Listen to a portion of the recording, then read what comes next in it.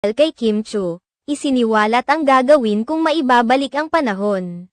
Nilinaw ng kapamilya actress TV host na okay lang para sa kanya na muling makatrabaho ang dating boyfriend na si Sian Lim lalo na ngayong lilipat na sa GMA Network ang noontime show na It's Showtime na kanyang kinabibilangan.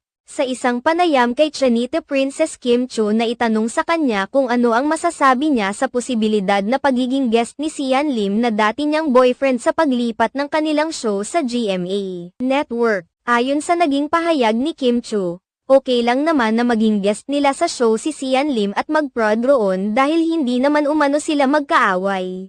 Kamakailan lamang ay inamin nina Sian Lim at Kim Chiu sa pamamagitan ng kani-kanilang social media post na pinili nilang tapusin ang kanilang 12 years relationship. Hindi naman nila isiniwalat ang dahilan nito subalit siniguro nila sa kanilang fans na maayos nilang tinapos ang kanilang